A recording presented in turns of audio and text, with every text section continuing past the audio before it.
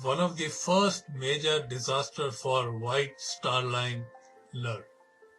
नमस्कार दोस्तों, मैं हूं आपका दोस्त, आपका होस्ट भामरी, लेकर के आया एक नया एपिसोड आपके फेवरेट शो दुर्घटनाएं डिजास्टर्स का। ये शो जो आप हर हफ्ते सुनते हैं आपके favourite internet radio station radio उड़ान पे, जो कि है अ फ्लाइट ऑफ लाइफ। और हर हफ्ते हम इस शो में चर्चा करते हैं कुछ अलग अलग दुर्घटनाएं, कुछ अलग अलग डिजास्टर्स की जो इस धरती पर घटित हुई थी समय समय पर। और आज के शो में हम चर्चा करेंगे the sinking of the SS Atlantic. In the mid-1800s, immigration from the Europe to the New World was booming. और जो design of the steam ships were being perfected till now, वो जो है डिजाइन की जाती थी सेलिंग बोट्स की तरह। थॉमस इसमें और उनकी जो नई खरीदी गई थी white Star line under the parent company the oceanic steam navigation company picked up the design. Shipbuilders Harland and Wolff from Belfast, Ireland, जिन्होंने की व्हाइट स्टार लाइन शिप्स की कंपनी की शिप्स डिजाइन करी थी और बनाई थी, और उन्होंने एक नई तरह की शिप डिजाइन करी थी which was to revolutionize the ship industry. The Oceanic class made for the Oceanic Steam Navigation Company was the उसके दौरान सिर्फ एक ही पहले शिप डिजाइन की गई थी, the Oceanic शिप जो थी which was launched in 1870. वो शिप जो थी इतनी प्रॉफिटेबल थी और इतनी कटिंग एज थी कि 3 more ships were ordered, और उसके बाद 2 और ऑर्डर की गई थी। ये 6 शिप जो थी वो the part of the Oceanic class ships, जो कि पहली ऑर्डर करी गई थी by the White Star liner. ये जो 6 शिप थी ये बनाई गई थी बिटवीन 1870 एंड 1872, और उस क्लास में जो शिप्स थी वो थी ओशियानिक, यानी कि जो पहली ओशियानिक थी। दूसरी जो शिप थी वो अटलांटिक थी, जिसके बारे में हम आज बात करेंगे। तीसरी शिप थी बाल्टिक, जो कि एक अमेरिकन कंपनी को बेच दी गई थी in 1890 and it was lost at sea in 1898। चौथी शिप जो थी रिपब्लिक थी, जो कि 4 जुलाई को लॉन्च की गई थी in honour of the Americans gaining their independence on that day. ये जो 6 शिप मैंने आपको बता रहा हूँ, उनमें से सिर्फ यही शिप जो थी रिपब्लिक, ये 20वीं शताब्दी तक चल पाई थी, और आखिरकार 1910 में इसको भी कबाड़ी के भाव बेच दिया गया था। 5वीं शिप जो थी वो थी एड्रियाटिक, जो कि कई कोलिजन्स में शामिल हुई थी, लेकिन किसी भी तरह से वो डूबी नहीं थी। जो आखिरी शिप थी उसका नाम दिया गया था सेल्टिक, और ये सेल्टिक ही वो शिप थी जिसपे कि एडवर्ड जॉन स्मिथ, जो कि टाइटैनिक के कैप्टन थे बाद में चल के, उन्होंने अपना करियर शुरू किया था with White Star Line as the 4th officer on this ship. ये जो नाम थे 6 शिप के वो फिर से यूज किए गए थे बाय व्हाइट स्टार लाइन अपनी आगे आने वाली शिप्स के ऊपर, which were known as the big 4। लेकिन एक बात ध्यान रखने योग्य है यहाँ पे कि ये 6 जो थी बहुत ही अलग प्रकार की शिप्स थी। ये जो ओशियनिक क्लास ऑफ शिप्स थी, they broke new grounds in many different ways, with steamship Atlantic being the perfect example for the class's innovation. They were revolutionary ships in some ways, considered by many to be the beginning of modern ship design, getting away from the old steamers which were designed like sailing ships and had side paddles. The Atlantic had a propeller, single propeller, driven by 2 two-cylinder compound steam engines. While the engines were being still innovated, और जो mariners और passenger थे वो चाहते थे, उनको अभी भी दिल में था कि शिप के ऊपर पूरा एक सेल होना चाहिए, कि अगर जो है इंजन ब्रेकडाउन हो जाए या कोयला खत्म हो जाए तो उस स्थिति में शिप के पास जरूर सेल्स होने चाहिए, क्योंकि उन्हें रास्ता दिखा के अपनी मंजिल तक पहुंचा सके। Thus the Oceanic class regained the full sail rigging which was popular at that time. इनके इंजन के अलावा जो डिजाइन ऑफ द इंजन था, जो कि एक नई चीज हुई थी, the Oceanic class also had power steered steering. making it easier for the quartermaster at the helm being able to turn the ship easily. Next to the man at the helm, there was another innovation. The SS Atlantic had a full first ship to have the telegraph indicators on the bridge so that जो communication है between the bridge and the engines down below वो तेजी से हो सके. Harland और wolf ने जो इनोवेशंस करी थी वो सिर्फ क्रू को ही नहीं सहायता प्रदान कर रही थी, वो पैसेंजर्स को भी एक अलग ही लग्जरी देती थी. Special areas were assigned on the deck for the passengers to stroll, and ये area कहलाते थे promenade, which were partially enclosed to protect the passengers from the elements. जो पुरानी शिप्स हुआ करती थी उसमें क्रू और पैसेंजर्स जो थे वो डेक स्पेस को शेयर करते थे और कई बार ऐसा होता था वो एक दूसरे के पाथ में आ जाते थे और कई बार तो कॉन्सिक्वेंसेस भी बड़े डेंजरस हो जाते थे. जो केबिन क्लास पैसेंजर्स होते थे या आप कह सकते हैं इनको सलून क्लास पैसेंजर्स और बाद की शिप में इनका नाम चेंज करके फर्स्ट क्लास पैसेंजर्स हो गया था, वो इन जहाजों में पहले पैसेंजर्स हुआ करते थे which had the luxury of electricity at sea. लेकिन किसी जलाने के काम नहीं आती थी इलेक्ट्रिसिटी, क्योंकि अभी भी शिप में ऑयल लैंप्स यूज किए जाते थे. केबिन में भी कॉल बेल्स लगाई गई थी और जो शिप के कई ऐसे इलाके थे कन्वीनियंट प्लेसेस, वहां पे भी कॉल बेल लगाई गई थी जिससे कि अगर कोई भी पैसेंजर चाहे तो स्टूअर्ड को जल्दी से जल्दी बुला सकता था. The Oceanic class boasted the largest room on the sea, the grand saloon, जिसमें कि एक पियानो भी था और 2 मार्बल फायर प्लेसेस भी लगे हुए थे. जैसे कि पहले भी बताया जा चुका है कि इसमें जो थे he knew the value of the immigrant class और उनके कंफर्ट के लिए भी काफी कुछ सोचा गया था इन शिप्स में. Ventilation was improved for the lower decks. Instead of the dark stuffy cabins of the immigrant class, Atlantic जो थी ओशियानिक क्लास शिप्स जो थी वो काफी उसमें इंटीरियर में डिजाइन किए गए थे उनके लिए. Some of the world's first indoor toilets were a luxury to when they were provided to both the classes of the passengers. और बाकी शिप्स में ये तो होते ही नहीं थे टॉयलेट्स इनबिल्ट. ये जो शिप्स थी उनके पास अपनी ही आप कंपटीशन से बढ़ने का मादा था और क्योंकि जो उनका डिजाइन किया गया था हल वो उस तरह से डिजाइन किया गया था जिससे कि वो क्लास जो थी एकदम a step ahead of the others हो गई थी. बाकी शिप्स में जहां लेंथ टू विड्थ का रेशियो 6:1 रखा जाता था, इन ओशियानिक क्लासेस शिप्स में वो 10:1 कर दिया गया था और इसकी वजह से ये थी कि वो ज्यादा पैसेंजर्स ले पाती थी और ये भी without increasing the water resistance on her हल. विद ए स्ट्रीमलाइंड हल एंड इम्प्रूव्ड इंजन्स, ये शिप जो थी हेल्प एड्रियाटिक और बाल्टिक ने जो था कितनी बार ब्लू रिबन ट्रॉफी जीती थी for the White Star Line. और ब्लू रिबन ट्रॉफी जो थी वो थी ये दी जाती थी to the ship for the fastest Atlantic crossing. The ocean class ships were the fastest and the safest ships in the entire world. They were also the largest ships in the world. At the time of the Atlantic's fateful voyage in 1873, ये 6 ships और 2 cargo ship जो कि gallic और बेल्जिक थी, they were a part of the Harlands and Wolff's contribution to the White Star Line. Yard number 74 at the Harland and Wolff shipyard would become the SS Atlantic. She was laid in 1870 and cranked up efficiently and swiftly. The city of Belfast was very eager for the booming shipbuilding industry. और उनका सारा दिल और दिमाग इन ships को बनाने में लग रहा था for their new client White Star Line, जो कि ऐसा बनाना चाहते थे, कुछ ऐसी शिप्स डिजाइन करना चाहते थे for which the owners would have been proud of. She was finished on June 3rd, 1871 और उसकी पहली वॉयज वो थी less than a week later थी. उसकी पहली 18 voyages were very uneventful, लेकिन उसके साथ कोई प्रॉब्लम तो आई थी SS अटलांटिक के साथ उसके प्रोपेलर की वजह से, डिजाइन की वजह से, जिनको कि स्वैप्ड आउट होके कितनी ही बार रिप्लेस किया गया था. The ship is laid out with the engines in the center, as was the case with many passenger liners of the day. and also in the center were the dining saloons.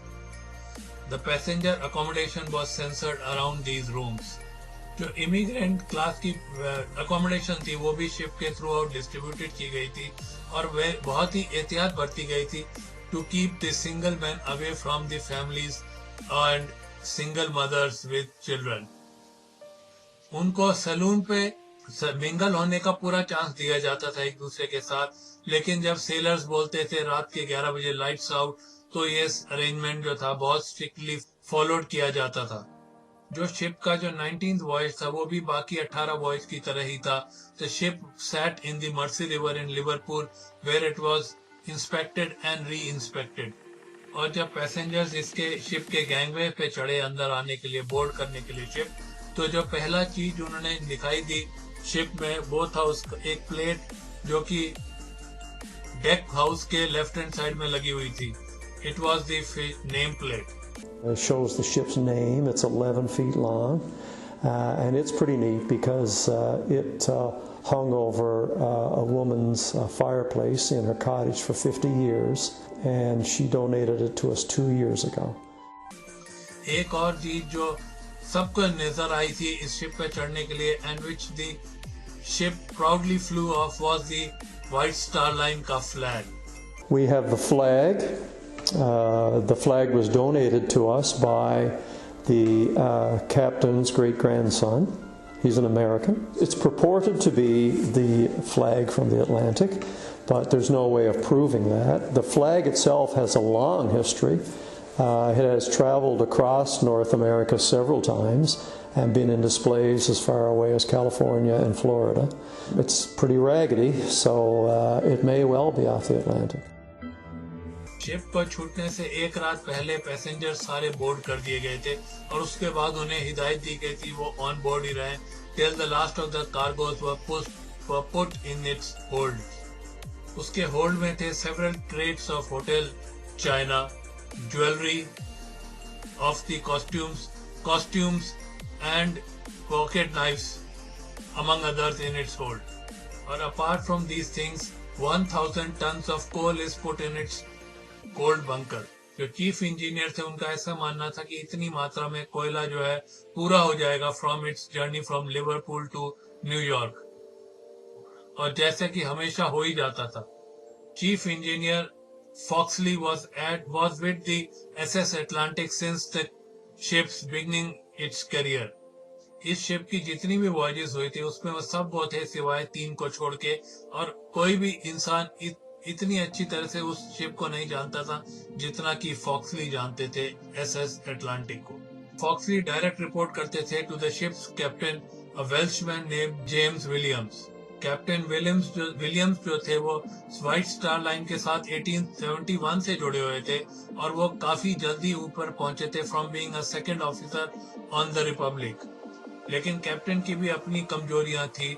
He had been fired from the Guion Line after being drunk on duty. और जैसा कि बाद में ships में हुआ था कि cheap and the first officer जो थे दोनों अलग अलग पोस्ट हुआ करती थी। शुरुआत शिप्स में जो था ऐसा कि अटलांटिक में भी था ऐसा ही कि चीफ और फर्स्ट ऑफिसर एक ही इंसान हुआ करते थे। Chief officer John fruits was new to the White Star Line. ये सिर्फ उनकी सेकेंड वॉयज थी with the White Star Line, और जॉन जो थे पहले भी कैप्टन रह चुके थे for ships in the Mediterranean, लेकिन इस कंपनी में उन्होंने अपनी रैंक एक डिग्रेड कर दी थी अपने आप ही to get on to the White Star Line, और ये आशा रखते थे वो कि एक बार वो फिर से कैप्टन बन जाएंगे किसी दिन इस कंपनी में। Second officer Henry Metcalfe had a very rocky career. 4 साल पहले वो कैप्टन थे SS एक्सप्लोरर पे when it ran down SS Britannic. उनको दोषी माना गया था और उनको सस्पेंड भी कर दिया गया था, और ये SS अटलांटिक के जाने से थोड़ा टाइम पहले ही उनको अपना रजिस्ट्रेशन मिल गया था, और वो फिर से एक बार ड्यूटी पे होंगे जबकि एक और sea disaster will be taking place. Third officer Cornelius O'Brady and fourth officer John Brown जो थे सबसे जूनियर मोस्ट ऑफिसर रहे होंगे इस शिप में, लेकिन उनको जो है स्टीमर चलाने का एक्सपीरियंस था और उन दोनों के मिला के टोटल 30 साल का एक्सपीरियंस था और वो जो थे एज कमांडर्स रह चुके थे पिछले 30 साल से। अटलांटिक पे उस वॉयज में कोई ऐसे पर्सनैलिटी तो नहीं थी जो कि अपना ही इन्फ्लुएंस रखे हिस्ट्री पे, जैसे कि टाइटैनिक और लूसिटानिया के पास थी। लेकिन फिर भी जो लोग थे इस शिप पे सवार वो काफी इम्पोर्टेंट लोग थे। यूरोप से न्यू वर्ल्ड के लिए इमिग्रेशन जो है वो बहुत ही बूमिंग करियर है उनका, बूमिंग टाइम है इस समय उसका। और कितने ही लोग जो थे ट्रैवल कर रहे थे for immigration to the United States, चाहे वो फर्स्ट क्लास में हो चाहे वो इमिग्रेंट क्लास में हो। कितने ही लोग दोनों क्लासेस के were being immigrated to the United States. कई इंस्टेंस में तो ऐसा होता था कि आदमी पहले अकेले चले जाते थे यूएस और अपना करियर स्टेबल करके फिर वो अपनी फैमिली को बुलाते थे। कई इंस्टेंसेस में जो थे सिंगल मदर्स चल रही थी अपने बच्चों के साथ और कई इंस्टेंसेस में तो पूरी की पूरी फैमिली ही एक साथ जा रही थी इस शिप के ऊपर। On March 20th, the Atlantic weighs its anchor and moves on to the Irish Sea. Ireland में कितनी ही फेमिन्स आए थे और कितनी ही हार्डशिप का सामना करना पड़ा था लोगों को वहाँ के। इसलिए जो थे वहाँ के लोग यूनाइटेड स्टेट्स जाने के लिए बहुत उत्सुक रह करते थे और जो शिप कंपनीज थी ये उस बात को कैपिटलाइज करने के लिए हमेशा तैयार रहती थी। एक छोटी सी जगह क्वींस टाउन जो कि कॉर्क के पास है, वो एक स्थान रखा गया था to launch these immigrants to the United States. March 21 को जो है अटलांटिक क्वींस टाउन पहुंचती है, where it is again inspected and lifeboat drills are carried out. और यहाँ पे 175 लोग और सवार होते हैं इस जहाज के ऊपर और ये शिप जो है it leaves Europe one final time on its way to the New York harbour. सफर में शुरुआत के दिनों में बहुत अच्छा मौसम था और फेवरेबल विंड्स थी, जिसकी वजह से अटलांटिक ने बहुत जल्दी रास्ता कवर किया and it made even her crew and captain proud of. On Sunday March the 23rd a mass was carried out at the church on the ship and another lifeboat drills were carried out. और captain ने chief engineer फॉक्सली को पूछा था to tell him about the coal reserves on the ship. He counted their consumption and did a maths. It was standard practice for the engineers to underestimate the reserves of coal when telling the same to their captains, which cautioned the captains to be more cautious about the consumption of coal. लेकिन शाम होते होते जो था आसमान काला हो गया था और हवा जो है तेज चलने लग गई थी and the ship began to rock more as it meandered into the Atlantic. By Tuesday जो था मौसम खराब होता जा रहा था और गेल फोर्स विंड्स चल रही थी शिप के सामने की साइड से उसकी ऑपोजिट डायरेक्शन में, यानी कि शिप जो था हवा में चल रहा था। इस ठंड और इस ठंडे पानी से बचने के लिए जितने भी लोग थे वो अपने केबिन्स में ही रह रहे थे और हर लहर के ऊपर आने के बाद वो डर जाते थे एज दी bow जो है slammed into the ever increasing heights of the waves. To prevent further seasickness, the food was reduced to just basics. 26 मार्च के आते आते the floor जो थे शिप के अंदर वो स्लिपरी हो गए थे वॉमिट की वजह से, बट वो चीज वहां खत्म नहीं होती। एटमॉस्फेयर जो था बड़ा ह्यूमिड और पंजेंट हो गया था, लेकिन फिर भी वो वहां रुकता नहीं है। 27 मार्च को लगता था ऐसे कि the ship has beard most of the winds और कितनी ही बार वो साइडवेज रोल कर दी गई थी और ऐसा लगता था कि वो कभी आएगी नहीं बाहर, वो सीधा अब डूब जाएगी। उसी दिन एक रोग wave broke over the ships bow, smashing the starboard side, boat number 4 two pieces. सिर्फ थोड़े से टुकड़े ही उसके रह गए थे शिप के साथ जुड़े हुए। कैप्टन ने अपने क्रू को हिदायत दी कि वो पैसेंजर्स को बचा के रखें as they were being tossed out in their cabins, और जो छोटी मोटी आग लग रही थी because of breaking oil lamps की वजह से। जितना पैसेंजर्स लोग डर रहे थे, लेकिन अटलांटिक जो शिप थी वो हार्डशिप्स को झेलने के लिए ही बनाई गई थी। उसका डिजाइन इस तरह किया गया था कि वो अच्छी से अच्छी हार्डशिप झेल पाए इस अटलांटिक ओशन में। सिर्फ 4 महीने पहले ही इसकी sister ship the Baltic had heroically rescued passengers and crew from the another ship जो कि सकम हो गई थी इस अटलांटिक ओशन में, और उस शिप का नाम था इस्मेया। और ये ओशन जो कि ओशियानिक शिप्स ने मास्टर कर रखा था अपने डिजाइन की वजह से।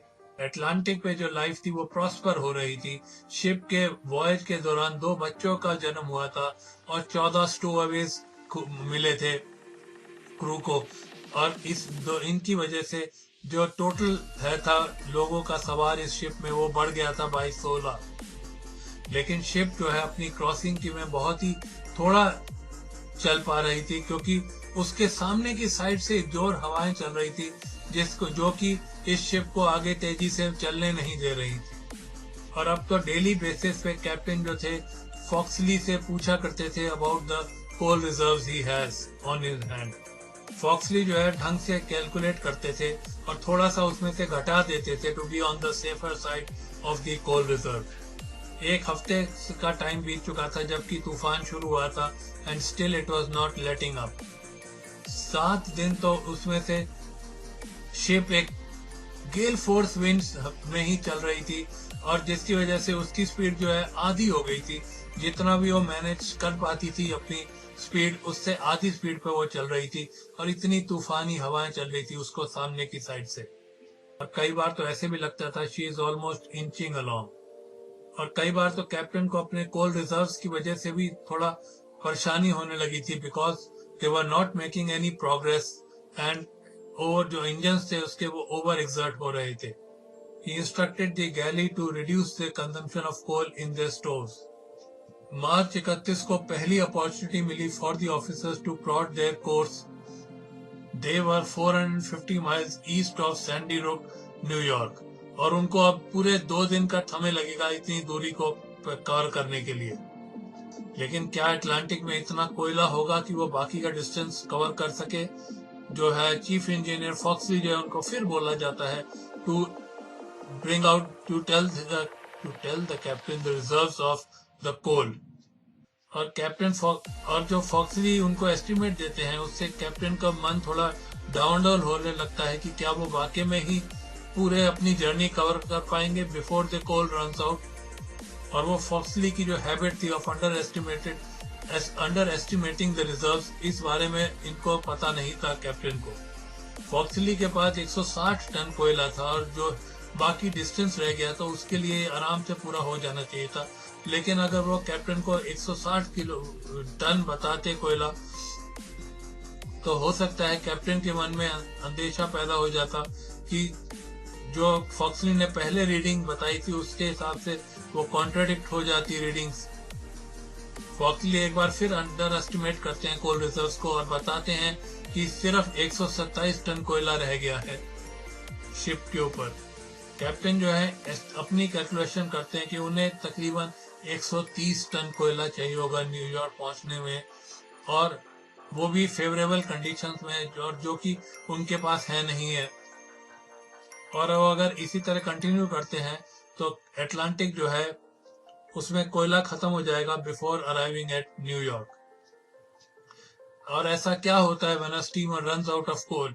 एक तो उसकी जो एबिलिटी है to move ahead in the under the power of steam वो खत्म हो जाती है, और जो बाकी स्टीम रिलेटेड इक्विपमेंट्स हैं उनको चलाने में भी प्रॉब्लम आती है, वो भी नहीं काम करते, जैसे कि हेल्म और विंचेस। और आखिरकार में क्या होता है, अटलांटिक जैसा जहाज के पास उसको एक ही चारा बचता है कि वो अपने सेल्स खोले and it comes under wind power. लेकिन इस सिचुएशन में तो हवा भी उनके विरुद्ध चल रही थी, और यही होगा कि Atlantic will simply drift in this current until rescued. Ship के ऊपर टेलीग्राफ मशीनरी आने में भी अभी 25-30 साल का वक्त लगेगा, तो उनके पास एक ही चारा बचता है to inform other ships of the disaster, वो है टू सेंड रॉकेट्स और सिग्नल फ्लैग्स। और अगर आप डेंजरसली ड्रिफ्ट करते हैं इस करंट में तो ये बहुत ही एक तो डेट इज वेरी डेंजरस, और दूसरा ये शिपिंग कंपनी के लिए बहुत ही खतरनाक साबित हो सकता है कि आप ढंग से मिसमैनेज हुआ शिप में और आप मैनेज नहीं कर पाए हैं शिप में। And a career ending humiliation for her captain. तो उनके पास अब क्या चारा बच जाता है। कैप्टन विलियम्स जो है इस अंदेशे में है कि उनके पास उतना कोयला नहीं है कि वो न्यूयॉर्क पहुंच सके, लेकिन वो जानते हैं कि उतना कोयला शिप में जरूर है कि वो हैलिफैक्स नोवा स्कोशिया पहुंच सके, जहां पे कि फिर से resupply of coal and food and other provisions कर ले सके वो। ये डाइवर्जन कितनी ही शिप ने पहले भी कितनी ही बार किया गया है, लेकिन अगर आप वहां डाइवर्ट करते हैं हैलिफैक्स के लिए, तो it is a sign of mismanagement on the ship. Still it would be embarrassment for Williams and White Star Line. आज से पहले कोई भी White Star liner has diverted to for supplies. I was travelling on board the Atlantic with my parents and older brother Michael. We were given bunks in the midsection of the ship with all of the other families, while my brother Michael was forced to sleep in the bow with all the other single men. I spoke with my parents that evening and got permission to stay at the front of the ship with my brother Michael. It was exciting to be among the other men and to be treated as an adult by the crew of the ship. I joined my brother up front and got ready for bed. Chief engineer Foxley और first officer food से बात करने के बाद captain Williams जो है एक नया प्लॉट करते हैं, नया रास्ता फॉर द अटलांटिक, और वो ये है कि they would divert to Halifax and then take in resupplies. जो लोग सवार हैं इस शिप पे, उनकी सुरक्षा is more important than her his career and his reputation. अब जो कि कोयले की चिंता तो नहीं है दिमाग में, कैप्टन विलियम्स जो है फुल स्टीम अहेड ऑर्डर करते हैं to make up for the time lost due to this inclement weather, and the ship is now going to Halifax for resupplies. The approach to the Halifax harbor is a dangerous one. क्योंकि ये harbour बड़ा चौड़ा है, लेकिन फिर भी there are countless reefs and rocks, और यहाँ पे करंट जो है वो भी इस तरह से बहता है कि बहुत ही डेंजरस सिचुएशन बन जाती है। जो लोग इस हार्बर से फेमिलियर नहीं है, उनके लिए तो बहुत ही मुश्किल का काम हो जाता है ये यहाँ पहुंचना। To assist the approaching vessels, the Nova Scotia government ने एक लाइट हाउस बनाया है, और वो है Sambro Island lighthouse in 1750s। तकरीबन 130 साल के बाद भी it is standing when the SS Atlantic is approaching Halifax, और आज भी ये जो है खड़ा है as one of the oldest standing lighthouses in North America. To make matters worse, none of the officers on the SS Atlantic has ever come to Halifax and knows about the dangerous approach. जो लहरें हैं वो बड़ी होती जा रही हैं और हवा भी चल रही है as the SS Atlantic is making its approach onto the Halifax Harbour in 1873 March 31st. जो क्रू इस जहाज पे सवार है, उनके लिए बहुत ही आशा की किरण जागी है, क्योंकि वो ये सोचते हैं कि अगली सुबह आते आते वो पहली बार नॉर्थ अमेरिका के तट का दृश्य ले पाएंगे। 12 साल के स्टीयरेज पैसेंजर जॉन हेडली, जो कि एस्टर्न इंग्लैंड से है, उनके लिए ये टाइम बड़ा एडवेंचर का लग रहा है उन्हें। रात के 12 बजे सेकंड ऑफिसर मेटकैफ और fourth officer Brown they relieved chief officer Firth and third officer Brady on the bridge, और इसके तकरीबन 20 मिनट बाद ऑन 1 अप्रैल कैप्टन विलियम्स जो है वो भी ब्रिज पे आ जाते हैं, और वो ऐसा कैलकुलेट करते हैं कि जो सैम्ब्रो आइलैंड की जो लाइट हाउस है will come on there port side at around 3 AM। जब वो लाइट हाउस आ जाएगा तो ship will weigh anchor and wait for the morning to come before it begins to navigate in the Halifax harbour. Captain Williams जो है इन officers को बताते हैं कि वो थोड़ी देर के लिए सो रहे हैं इन द चार्ट रूम, और मेटकैफ को हिदायत दी जाती है कि जैसे ही लाइट हाउस दिखाई दे या 3 बजे, दोनों में से जो सी पहली सिचुएशन हमारा आई वो उसी समय कैप्टन को उठा दिया जाए। वो अपने स्टूवर्ड के पास एक सेपरेट ऑर्डर देते हैं कि उनको 2:40 पे उठा दिया जाए। वो एक जर्नलिस्ट को भी मिलते हैं जो कि एक आर्टिकल करना चाहता है, उनके साथ एक इंटरव्यू लेना चाहता है उनका। 12:45 पे सुबह कैप्टन विलियम्स जो है finally he retires. SS Atlantic जो है वो साउथ साइड से हैलिफैक्स की तरफ अप्रोच कर रही है और ऐसा माना जा रहा है कि जो सैम्ब्रो आइलैंड्स का लाइट हाउस है वो उसके पोर्ट साइड यानी कि लेफ्ट हैंड साइड पे दिखाई देगा। लेकिन उनको इस बात का पता नहीं लगा है कि तो जो करंट था उसने शिप को 12 मील वेस्ट की तरफ धकेल दिया है, जिसकी वजह से सैम्ब्रो आइलैंड्स का जो लाइट हाउस है वो अब स्टारबोर्ड साइड में आएगा और वो सारा क्रू जो है पोर्ट साइड पे नजर दौड़ाए है। 2:40 पे जो कैप्टन का स्टूवर्ड है, he comes on the bridge with a hot mug of hot cocoa, लेकिन उसको चार्ट रूम में एंटर करने से पहले ही रोक दिया जाता है। ऑफिसर मेटकाफ जो है उनको ये नहीं पता था कि कैप्टन ने अपने स्टूवर्ड को एक और ऑर्डर प्लेस कर रखा है और वो बोलते हैं कि कैप्टन को उठाया ना जाए, उनको डिस्टर्ब ना किया जाए, उनको सोने दिया जाए। और उसके बाद जो स्टूवर्ड है वो चला जाता है, 3 बजे आके चला जाता है और अभी तक क्रू को सैम्ब्रो आइलैंड्स के लाइट हाउस की नजर नहीं पड़ी है, नजर नहीं आया उनको। वो जो एसएस एटलांटिक है वो अपनी फुल स्पीड पे it is coming close to the shore dangerously. मेटकैफ को जो है वाकई में अब तक कैप्टन को जगा देना चाहिए था, लेकिन उनको अभी तक सैम्ब्रो आइलैंड्स के लाइट हाउस की लाइटें नहीं दिखी है, इसलिए वो अपने ऑर्डर को इग्नोर कर देते हैं कैप्टन के। मेटकैफ को अभी भी ऐसा ही लगता है कि क्योंकि लाइटें उन्हें दिखी नहीं है लाइट हाउस की, तो अभी वो दूर है शोर से और वो कैप्टन को नहीं उठाते। Quarter master Robert Thomas is at the helm. Unlike the officers, he has been to Halifax and he knows very well that they are getting dangerously close to the shores in Halifax. और Metcalf disregards his comments. वो घड़ी जो उस रात टंगी हुई थी ship में, वो आज भी मौजूद है इन दी एसएस एटलांटिक म्यूजियम। वो घड़ी जिसको मेटकैफ ने कितनी ही बार देखा होगा उस रात, और शायद ये भी सोचा हो कि उन्हें अपने कैप्टन को कब उठाना चाहिए। So it still works. We have the key for it as well that winds it, and the gentleman who donated it told us that he first saw it when he was 3 or 4 years old. His mother took him into her bedroom one day, opened the bottom drawer of her dresser, and moved some things aside, and there was the clock. And she told him that it was off the wreck of the SS Atlantic, and he was never to tell anybody it was there or to touch it. But when she would go out every now and then, he would sneak in and have a little look at it. 3:45 हो चुके हैं, जबकि 3 बजे मेटकैफ को अपने कप्तान को उठाना चाहिए था और उन्होंने उन्हें अभी तक नहीं उठाया है, और ना ही किसी ने अभी तक सैम्ब्रो आइलैंड की लाइट हाउस की लाइटें देखी है। ब्रेकर अहेड्स की आवाज सुनते ही मेटकैफ जो है एकदम ठंडे पड़ जाते हैं। Breakers ahead! और उन्हें लग जाता है कि उन्होंने कोई बहुत बड़ी गलती कर दी है। The lookout had spotted the Mars Island in Lower Prospect, Nova Scotia. Metcalfe एकदम तत्काल ही ऑर्डर देते हैं hard to starboard and reverse the engines. Breaker जो उन्हें स्टारबोर्ड साइड पे दिखाई दिए थे और मेटकैफ ने जो कमांड दी थी वो भी हार्ड टू स्टारबोर्ड ही दी थी, तो ऐसा क्यों हुआ ये?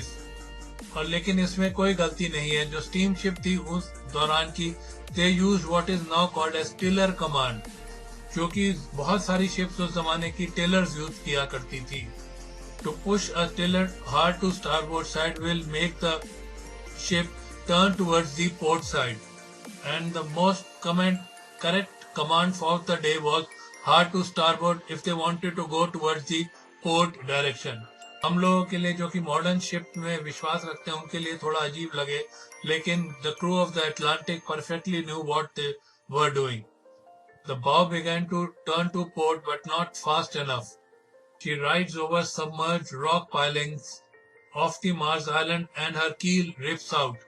ये आवाज सुन के कुछ पैसेंजर्स भी जग जाते हैं और उन्हें ऐसा लगता है कि जो एंकर्स हैं वो they are being let out instead of the keel being peeling off back.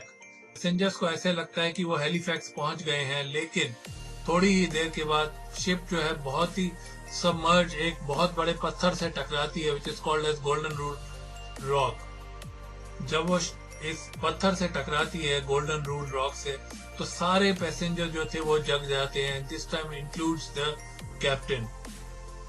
जो जहाज 12 नॉट्स की स्पीड पे चल रहा था, it is slam to a sudden halt as it rolls on to the underwater submerge part of the rock.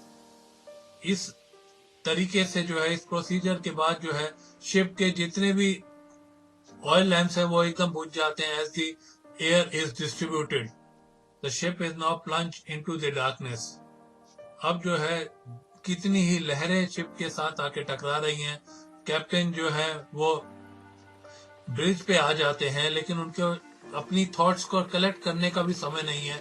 वो telegraph machine से देखते हैं कि जो इंजन है वो ऐसे रिवर्स पोजीशन में है, वो उनको ऐसे ही रखे रहते हैं और ये आशा करते हैं कि शिप जो है अपने आप ही उस पत्थर से जुदा हो जाएगा जिसके ऊपर वो ऊपर जाके अटक गया है।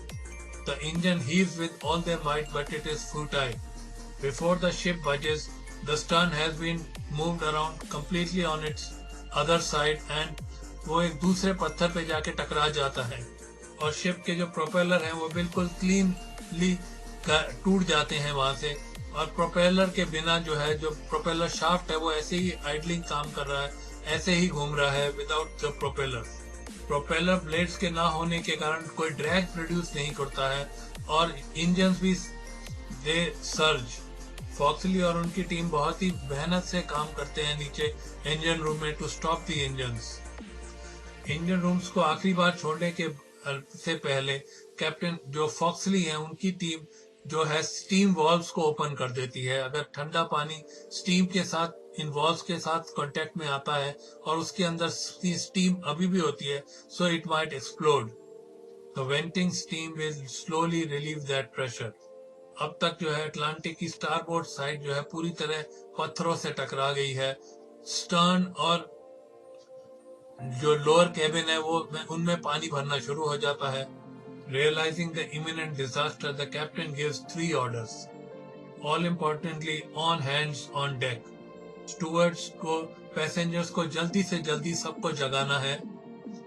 जितने भी क्रू और स्टूवर्ड्स हैं वो फटाफट तेजी से चलते हैं। दे आर, जो कि शिप जो है थोड़ा स्लांट भी करना शुरू कर दिया है। They run through the corridors, pounding on the doors and waking all the passengers whom they want all up and on the deck. क्योंकि शिप जो है पूरी अंधेरे में गुम है तो पैसेंजर्स को थोड़ा ज्यादा टाइम लगता है अपने कपड़े पहनने में और अपनी कीमती चीजों को समेटने में। Not trusting to leave them behind if it is a false alarm. Captain Williams का दूसरा ऑर्डर जो है वो ऑफिसर्स और स्टाफ के लिए है to lower the lifeboats and make them ready. इस सिचुएशन में कोई काम नहीं है टाइटैनिक की तरह कि आप लाइफ बोट्स को लॉन्च करें उसके बाद पैसेंजर्स को रिक्वेस्ट करें उन पर चढ़ने के लिए। इसमें तो बस लाइफ बोट्स को नीचे डाला जाता है, जा रहा है और कितनी ही लाइफ बोट्स डिस्ट्रॉयड भी हो रही हैं when the waves hit the ship. When the passengers came finally on the deck, they were thrown into the boats. Crew को अभी इस बात का पता नहीं है, लेकिन उनके पास सिर्फ 5 मिनट की विंडो है to launch these lifeboats, नहीं तो उनकी जो है लाइफ बोट्स को लॉन्चिंग करना भी बिल्कुल अनस्टेबल हो जाएगा। तीसरा ऑर्डर जो कैप्टन देते हैं वो क्वार्टर मास्टर्स को देते हैं to fire the rocket launchers from the bridge, और वो ऐसा ही करते हैं, taking turns and firing the rockets as soon as they can. और किसी को भी पता नहीं है कि आखिरकार वो हैं कहाँ, चाहे वो पैसेंजर्स हो, चाहे वो क्रू हो और चाहे वो कैप्टन हो। और उन्हें ये तक भी पता नहीं है कि कहाँ वो टकराए हैं। खाली एक कैनेडियन मेनलैंड पे टकराए हैं, किसी द्वीप से टकराए हैं, या सिर्फ एक इकलौता पत्थर है जिससे वो टकराए हैं। ये जो रॉकेट्स फायर किए जा रहे हैं शायद ये किसी शिप को उनकी मदद के लिए ले आए, और या तो जो नोवा स्कोशिया से के किनारों पे कितने ही फिशिंग फैमिलीज रहती हैं उनमें से कोई इनको देख के इनकी मदद के लिए आ सके। पहली लाइफ बोट जो है लॉन्च की जाती है, उसमें कुछ महिलाएं और कुछ बच्चे सवार हैं, और ये पोर्ट साइड पे लॉन्च की जाती है शिप, ये बोट। और पोर्ट साइड जो कि समुद्र, ओपन समुद्र की तरफ उसका खुला हुआ है वो। और जब वो फाइनली सही तरीके से लॉन्च की जाती है ये लाइफ बोट, और फाइनली जब वो समुद्र में पहुंचती है, जो ओर्समैन थे वो ट्रेंड नहीं थे और उनके पास इस समुद्र का कोई भी जवाब नहीं दिखता है, और वो इस जो लहरें हैं वो इस बोट को जो है अटलांटिक के हल से टकराती हैं बार बार, और फाइनली ये चकनाचूर हो जाती है बोट, और जितने भी लोग सवार थे इस बोट पे वो भी एकदम चकनाचूर हो जाते हैं। दूसरी लाइफ बोट लॉन्च की जाती है। इसमें भी कुछ औरतें और बच्चे हैं और कुछ आदमी भी हैं under the command of second officer Metcalfe. लेकिन इस बोट के ऊपर लड़ाई हो जाती है तो कैप्टन विलियम्स को ऐसे लगता है कि बोट लॉन्च करना it's not safe, it is not stable, और वो सबको ऑर्डर देते हैं कि वो इस लाइफ बोट से बाहर आ जाए। और कितने ही औरतें और बच्चों को इस लाइफ बोट से उतारा जाता है और उनको बोला जाता है कि वो जो इलाका शिप का ऊंचाई की तरफ है वहां पे वो पहुंचे, और but the man refuse to step out of this lifeboat. A mob rushes the boat, और बाद में जो है न्यूज़पेपर्स वाले इन ऑफिसर्स को के लिए बोलेंगे कि इन्होंने बहुत ही ब्रूटल फोर्स का इस्तेमाल किया था to safeguard the lifeboats. लेकिन कैप्टन जो थे आखिरकार सही थे। The lifeboats were too dangerous. इससे पहले कि लड़ाई खत्म होती, the ship lurched a bit, और जो है लाइफ बोट जो है वो पानी में सीधे गिर गई और जितने भी लोग उस पे सवार थे सारे मारे गए, इंक्लूडिंग मेटकैफ। बाकी लाइफ बोट का भी असर यही हुआ, या तो वो पानी में उतारते ही तबाह हो गई या वो डेक पे खड़े ही तबाह हो गई before they could be even launched. Many of the passengers are still below. Many of them are clambering around their rooms looking for clothes or valuables. कितने लोग जो ऊपर आने की कोशिश कर रहे थे वो या तो नैरो स्टेयरकेस में ही फंस के रह गए या अंधेरे में जो है कॉरिडोर्स में ही फंस के रह गए थे। उनको समझ में नहीं आया कि रास्ता किधर से है। The wood creaks and the metal ground as the ship became more and more unstable. पूरी शिप एक अंधकार में डूब गई है। सिर्फ एक ही चीज जो काम कर रही है वो है फिनिकल लैम्प, जो कि डिस्ट्रेस रॉकेट्स को फायर करने के लिए इस्तेमाल में लाया जा रहा है। जो रॉकेट्स फायर किए गए थे उससे कुछ तो रिजल्ट आया। मार्स आइलैंड में एक फैमिली रहती थी, फिशिंग फैमिली, वो थी क्लैंसीज की। Michael Clancy the father of the family ये रॉकेट को सुनकर बाहर की तरफ आते हैं मुआयना करने की आखिरकार क्या हो रहा है। जो लोग रॉकेट्स फायर कर रहे थे, they are very unorganised and panic as they fire the rockets. They try their best but fumble a lot. जो उनका नवा डिस्ट्रेस रॉकेट था वो मिसफायर हो जाता है और डेक पे ही फट जाता है, और जिससे कि उनके चेहरों पे भी थोड़ा झुलसने के निशान आते हैं। The ship begins to heave and blast off the rockets fell out of their hand into the water. Moments later, the ship gave out a loud wail as the stern section loses its footing. वो जो है उस पत्थर से अलग हो चुका है और उसके अलग होते ही जो स्टर्न सेक्शन था वो पूरी तरह फ्लड करने लग जाता है, जिसकी वजह से क्या होता है, जो जहाज है वो पोर्ट साइड अपना 30 डिग्री एंगल पे टिल्ट कर जाता है, रोल ओवर हो जाता है। कितने ही पैसेंजर और crew they lose their footing और वो रेलिंग से टकराते हैं, डेक हाउसेस से टकराते हैं, और जो स्टर्न सेक्शन जिसमें कि सिंगल मदर और चिल्ड्रन थी वो डूब जाता है पूरी तरह। स्टीयरेज पैसेंजर विलियम होगन जो है, जो कि किसी तरह अपने आप को बचाते हैं रेलिंग को पकड़ने के बाद स्टर्न सेक्शन की तरफ। वो सुनिए क्या कह रहे हैं इस बारे में जो उन्होंने सुना। I then heard a dismal wail, which was fearful to listen to. It proceeded from the steerage passengers below, who were then smothering. It did not last more than 2 minutes, when all was still as death. The sensor section ship was still partly above the water. After the sudden rolling of the ship and the जो आवाजें आ रही हैं from the stern section, वो अर्ज करती हैं passengers जो कि मिडल सेक्शन में है उनको जल्दी से जल्दी ऊपर डेक पे लाने के लिए, but their escape routes are blocked और अनपासेबल। कुछ लोग डेक तक पहुंच भी जाते हैं, लेकिन as the ship settles low below the water their death is quick. जो पैसेंजर और क्रू जो पहले से ही डेक पे मौजूद थे वो अब शिप के जो अपर बाउ सेक्शन है और उसका मास्ट है वहां पर पहुंचने की कोशिश कर रहे हैं। Those on the mast watch in horror as the passengers continue to emerge. Cabin passengers J.W. Sheath came out on the deck carrying his small daughter Rose, और उसके बाद वो किसी स्टूअर्ड को उनकी अपनी बेटी थमा के फिर वापस नीचे की तरफ जाते हैं अपनी वाइफ को ऊपर लाने के लिए। They soon re-emerge as the ship continued to settle. Those on the rigging watched helplessly as Mr. and Mrs. Sheen embraced each other for one last time, और उसके बाद उनके जमीन से डेक निकल जाता है और वो समुद्र के अंदर समा जाते हैं। स्टुअर्ट जो है उनकी बेटी रोज को देखता ही रहा, देखभाल करी, लेकिन she would also die from cold before the rescuers came to help. Those on the riggings continue to watch as passengers emerge from the lower decks. As they came out, they looked for hope, but none of them will make it. एक इंसान जो था जितनी देर तक हो सकता था railing को पकड़ के खड़ा रहा near the bow section of the ship, लेकिन जो लहरें आ रही थी वो उसके बहुत ही क्षति पहुंचा रही थी कि इस इंसान को, और उसके सिर में कई हैवी गैशेस भी लग गए थे, लेकिन फिर भी वो जितनी देर तक हो सके रेलिंग को पकड़ के खड़ा रहा जब तक कि ये बाव सेक्शन भी पानी में डूब ना गया। उसके बाद उस इंसान को नहीं देखा गया कभी। जो पैसेंजर्स रेलिंग को पकड़ के खड़े थे उनके लिए बेस्ट यही था कि रेलिंग को पकड़ के ही खड़े रहें। Portion of these railings still exist in the museum. कितनों के लिए तो ये आखिरी चीज होगी जो उन्होंने पकड़ी होगी। As the ship begins to settle even more, the passengers and crew on the rigging had to move upwards on higher grounds. जो लोग तेजी से ऊपर नहीं चढ़ पाए थे उनको जो है लहरों ने छीन लिया था सबसे। एक बार फिर the ship lost its footing और वो पोर्ट साइड पे और रोल ओवर हो गई, और जो leaving the mast pointing towards the horizon. जो लोग नीचे अपने केबिन में ही फंस के रह गए थे, they were drowned in their cabins only. Portion of those cabins still remain above the sea level, और जो है कुछ लोग तो इन एयर पॉकेट्स में ही ट्रैप होके रह गए थे।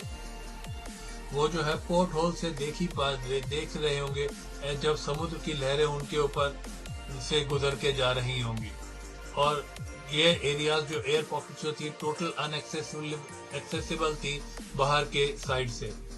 The broken glass is a testament to the violence of the disaster. Their fate was slow and drawn out. Ship जो है और नीचे की तरफ सेटल नहीं हो गए, and they were drowned as the tide rose above their heads. Some of the crew hear a terrible screeching howl coming from the seas. जो mariners थे वो very superstitious थे regarding sea monsters, लेकिन sea lion भी जो है बहुत ही ज्यादा घातक साबित हो सकते हैं for a large group of people who are already in panic. कुछ क्रू तो फायर एक्सिस को ढूंढ रहे थे, जिससे कि उनको ऐसा लगता था कि इनको इन सी लायन से अपने आप को बचाना पड़ेगा किसी न किसी मोड़ पे। और ध्यान से सुनने पर ये आवाजें जो थी बहुत ही भयंकर लग रही थी, क्योंकि ये सी लाइन से नहीं आ रही थी। कुछ औरतों का ग्रुप जो था, it had been ripped apart from the stern section, और वो पानी में था, and they were being bashed around on the rocks by the waves. उन फीमेल ग्रुप्स के लिए कुछ भी नहीं किया जा सकता था। ऑफिसर फर्थ जो थे, जो उनके साथ कुछ पैसेंजर्स थे, उनको वो बचाने की कोशिश कर रहे थे, and they were moving high and high above the mizzen mast from the rising waters, and this group dwindled around to just 3 people in the end. वो थे कैप्टन फुर्थ थे, एक कैबिन बॉय था और एक लेडी पैसेंजर थी Mrs रोज। Captain Williams भी एक ग्रुप को लीड कर रहे थे और वो एकदम बाव सेक्शन के तरफ चले जाते हैं। वहां उसके बाद वहां पहुंचने के बाद सोचा जाता है कि क्या करा जाए इस स्थिति में। अब उनके लिए यही एक चीज दिखाई दे रही थी कि किसी न किसी तरह वो किनारे पे उतर सके, शोर्स पे उतर सके, ये ग्रुप को पहुंचा सके। और वो भी कैसे कर रहे थे, रोप रस्सी जो है बांधी जा रही थी फ्रॉम द बाव section of the ship till the Golden Rule Rock, और उसके बाद beyond onto the shores. Owens was given a life belt by the steward, and he went first, but he succumbed to the cold and was pulled back aboard. I went next, and only by the mercy of God did I make it. I found a man on the rock, half dead, somehow washed there. I shook him awake and had him help me affix the rope. Many of the men from the wreck climbed down on the rope to the rock and affixed 4 of the lines. Waves were breaking on the rock, and frigid sea spray made the task nearly impossible. A rope is strung from the bow of the ship and brought down to Golden Rule Rock. It's finally fastened. It takes 2 men to do this, but it's finally fastened to the rock, and men start climbing down onto the rock. At one point in the night, it's described that 100 or 200 men are clinging to Golden Rule Rock, with every wave sweeping more people off of it. Captain और उनके crew को भी ये बात पता नहीं लगी कि क्वार्टर मास्टर रॉबर्ट थॉमस जो था ऑलरेडी किनारे पे पहुंच गए. He was thrown from the ship and swept miraculously onto the shores by the waves. Everyone in the house was woken by the sound of sharp reports. It sounded like cannon fire. We later learned that it was the signal flares coming from the Atlantic. My father went out to see what was the matter. When he got there, he found Quartermaster Thomas and brought him back to our home. We sat him by the stove and I started to prepare something hot for him, but he refused it. He was urgent and trembling. He said his liner had crashed on the rocks and we needed to rouse everyone in town to come and help.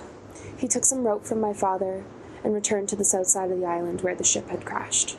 I began cooking soup for any of the survivors that came ashore, and it's a good thing I did too, because shortly after the quartermaster returned with another survivor. His name was Speakman. An officer came in as well. They were the only ones who had gotten off the ship yet. By this point, 5 ropes are now strung between the bow of the Atlantic and Golden Rule Rock, and they are now working on bringing an additional line from the rock to the actual shoreline. अब तक जो थी 5 अलग-अलग रस्सियां जो थी बंधी हुई थी from the ship's bow to the Golden Rule Rock, और उसके बाद एक रस्सी बंधी हुई थी from the rock to the actual shore, और एक रस्सी को बांधने के लिए 2 इंसानों ने लिया था. बड़ी कड़ी मेहनत के बाद फाइनली वो रस्सी बंधी थी रॉक के ऊपर. क्योंकि कुछ आदमी जो है गोल्डन रूल रॉक पे पहुंच गए थे, जो एयर पॉकेट्स थी अंदर from the forward men's only section से, वहां से लोग चिल्ला रहे थे कि कोई आके उनको बचाए, जो कि मिडिल सेक्शन था जहाँ की एयर पॉकेट्स के ऊपर से लहरें निकल रही थी. ये वाला सेक्शन जो था ये काफी अबव द वाटर लेवल था, और वहां पे लोग अपने डेक्स पे चल रहे थे आराम से. वो कांच पे अंदर से चिल्ला रहे थे, कांच पे थप्पड़ मार रहे थे, जिससे कि बाहर के लोगों का अटेंशन किसी तरह पहुंच सके उनके पास, और फाइनली लोगों का अटेंशन जाता है उनकी तरफ, और वो किसी चीज से शीशा तोड़ के तकरीबन 100 लोगों को बाहर निकालते हैं from the flooded bow. One of these men is 12-year-old John Henley. 7 men went ahead of me, but I couldn't reach the open porthole. Finally, 2 men grabbed me and pushed me up, and another man on the outside grabbed me by my hair and pulled me out.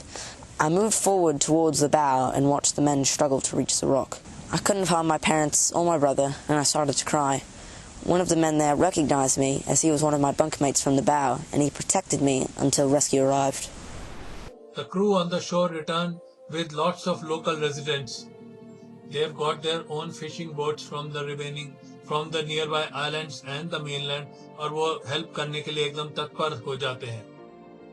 और जो सबसे आसान जगह है जहां वो पहुंच सकते हैं अपनी बोट्स लेके, वो है गोल्डन रूल रॉक. वो अभी शिप तक तो नहीं पहुंच पा रहे थे, लेकिन यहाँ पे इस पत्थर तक ही वो पहुंच जाते हैं. जो रेस्क्यूअर्स है वो गोल्डन रूल रॉक से तो लोगों को हटा रहे थे अपनी बोट्स में, लेकिन कैप्टन और उनके क्रू जो अभी भी इस रेक्ट लाइनर पे थे, वो इन चिल्ला के इन रेस्क्यूअर्स को बोल रहे थे कि अगर वो थोड़ा आगे आके यहाँ से भी लोगों को ले सके तो उनको पेमेंट दे दी जाएगी, और वो आगे आके शिप से जो अभी तक शिप पे जो है सवार रेस्क्यूड वर्कर्स, उनको वो किसी तरह बचा सके. तो जितने भी लोग थे, बिकॉज जो लोग फिशिंग बोट्स में आए थे, वो इन रॉक से तो लोगों को हटा रहे थे, लेकिन वो आगे शिप तक नहीं आ रहे थे, क्योंकि it was a very dangerous manoeuvre, और शिप का भी इस तरह था कि वो कभी भी किसी वक्त भी टूट सकती है बीच में. Soon fishing boats were coming out, but for fear of getting caught in the rigging, they would only pick those off the rock and not off the ship. This seemed folly, as the rock was solid, yet the ship was in danger of breaking up at any moment. She was already beginning to buckle at the mainmast, and I feared the hull would break at any moment. Another boat arrived on scene and came to us, taking us ashore as fast as they could row. I was one of the last to leave the bow, but there were still a handful of poor souls trapped in the rigging of the mizzenmast. Golden Rule rock और बाव of the SS Atlantic पूरी तरह से evacuate कर दिए गए थे। जितने भी लोग वहां पे थे सबको निकाल लिया गया था। कुछ लोग अभी भी शिप के से चिल्ला रहे थे और वो थे officer fruits, Mrs Rojan and जो केबिन बॉय था वो अभी भी मिस्टन मास्ट पे ही अटके हुए थे और उनको बचाने की भी कोशिश की जाती है, लेकिन उसके बाद कई अनसक्सेसफुल अटेम्प्ट्स के बाद ऐसा मांग लिया जाता है कि वो उन तीनों को वहां से नहीं बचा पाएंगे ये लोग रेस्क्यूअर्स। ऑफिसर फ्रूट जो है वो देखते हैं कि रोजन जो है अब कमजोर पड़ रही है, वो किसी भी क्षण उनका हाथ छूट सकता है और वो पानी में जा गिरेंगी, तो इसलिए वो रोजन को मास्क से बांध देते हैं और ये होप करते हैं कि किसी न किसी तरह कोई ना कोई उनको बचाने के लिए आ ही जाएगा। रेवरेंड एंशिएंट जो है सुबह उठ के अपना नॉर्मल प्रोसीजर फॉलो करते हैं और वो अपने दोस्त के यहाँ जाते थे जहाँ पे उनको ब्रेकफास्ट मिलता था, लेकिन आज जब वो वहाँ पहुंचे तो ब्रेकफास्ट नहीं था और वो और सरप्राइज हो जाते हैं जब ये देखते हैं कि घर में भी कोई नहीं है। वो थोड़ा इधर उधर टहलते हैं और देखते हैं कि वहाँ पे कोई भी नहीं है, किसी को भी वो नहीं देख पाते और वो फाइनली उन्हें पता लगता है कि सारे के सारे लोग जो है is down there at the wreck of the Atlantic and helping out in any method of rescuing. He had been in the Royal Navy and he had left the Navy to become a clergyman. He was about 6 feet tall, very athletic, an experienced sailor from the Royal Navy. So he arrived at the wreck site. And the boats are pulled up and everybody's got a fire going and he looks out, he sees 2 people alive. And he said, what's up? Those people are there. And so he asked Edmund Ryan about it and he said, we can't get to them. William Ancient went out in a boat, got a crew together and went out and rescued John Firth in a very dramatic rescue. He went aboard the ship, he rescued the boy jumped and they managed to rescue him. But he went down and got Firth. He took a long piece of rope and kept tying it on, and eventually he was in the water himself. And he threw a line up to Firth to tie around his waist. Firth coming down, as soon as his knees bent after being up there so long, he fell in. Ancient managed to haul him back, and he got him up, and he was saved. So Ancient saved the last person saved. For that, he became known as the man who led the rescue. And he said, well, not really. There's a document with his signature on it that says that he arrived at the site at about noon, and the rescue was finished when he arrived. Chief officer Firth जो थे वो आखिरी बंदे थे जिनको इस डूबते हुए जहाज से बचाया गया होता। He got credit for standing by Rosa Bateman, but truth be told, he couldn't swim. He made no claim to being heroic. He couldn't swim, but he actually said that Rosa Bateman was heroic because she kept up all their spirits. The Clancy family was becoming overwhelmed as their father Michael Clancy was concentrating his efforts on rescuing people from the water. His daughter Sarah became the actual heroine in the recovery of those persons taken out from the wreck. Every surviving person coming from the sea went through their living room in the morning. My father and some of the other locals brought their boats down to the wreck and did their best to pull people off of it. When they'd land a group of survivors, they'd all come into our home and crowd by the fire. I did my best to feed them and give them any medical attention that I could. It was overwhelming. Every few minutes another group would come in and I'd need to usher the others out to make room for the new survivors. Many were passing out on the floor and some just broke down crying. I believe every survivor of the shipwreck came through our home that night. Maybe 300 or 400 people. The number of survivors and the number of victims is still disputed. जो passenger list होती थी they were very poorly kept and कई instances ऐसे भी हुए थे जबकि survivors simply walked out from the wreck site without consulting the officials. Of the 942 people on board that ship, reported 550 were all lost. और ये 550 में it includes every single woman on board. To think that while hundreds of men were saved, every woman should have perished. It's horrible. If I'd been able to save even one woman, I should be able to bear the disaster. But to lose all, it's terrible. It's terrible.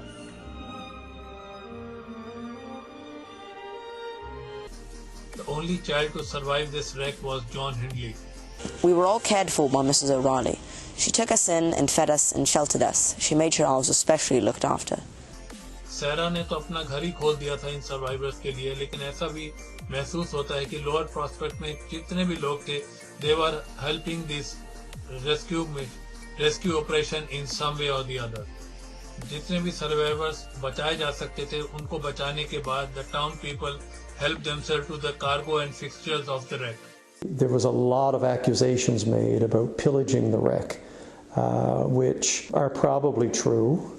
Not that these were bad people, these were God-fearing people. They lived from hand to mouth.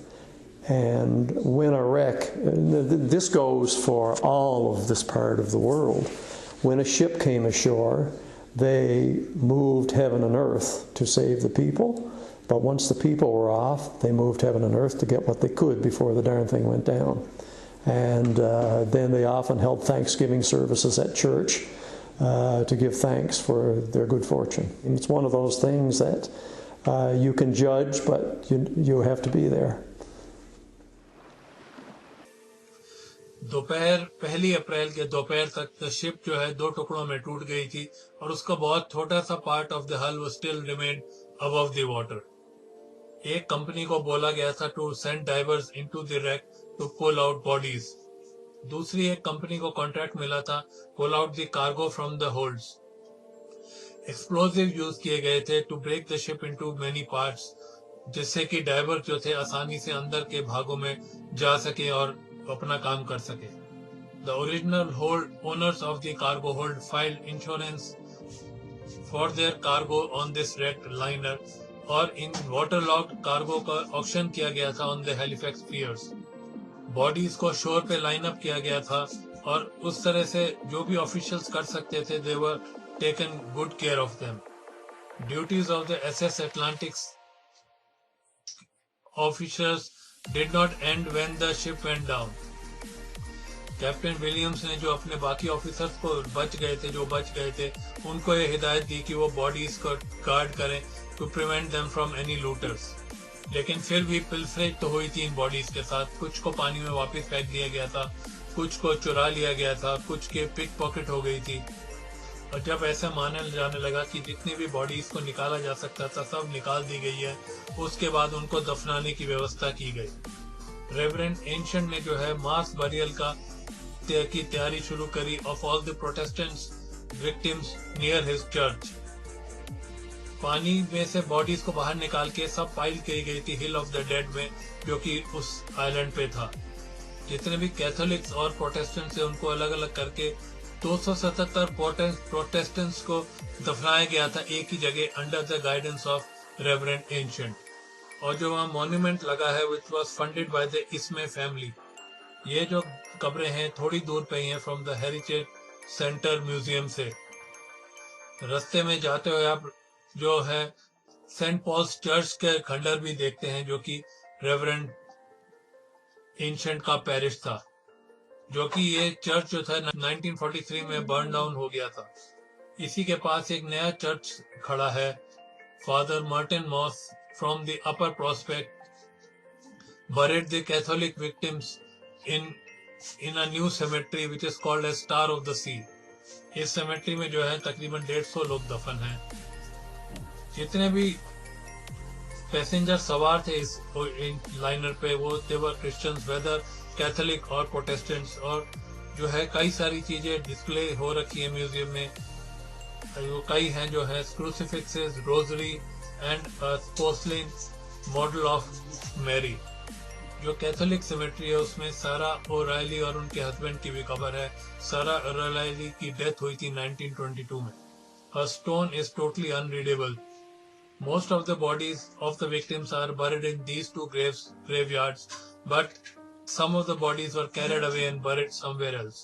In downtown Halifax is the Camp Cemetery, जहाँ पे कि 2 SS Atlantic के victims दफन हैं और वो कब्र है of the purser of the SS Atlantic. There are rumored to be up to 6 different graves of victims of the SS Atlantic here. Now, we've been searching here all day and we've only been able to find one. This one right here of Ambrose Worthington, the purser of the SS Atlantic. He was only 23 years old and was from Fleetwood, England. Second officer Metcalf was also buried near the purser, but उसका stone गायब है and कोई भी जो facts है it is not available right now.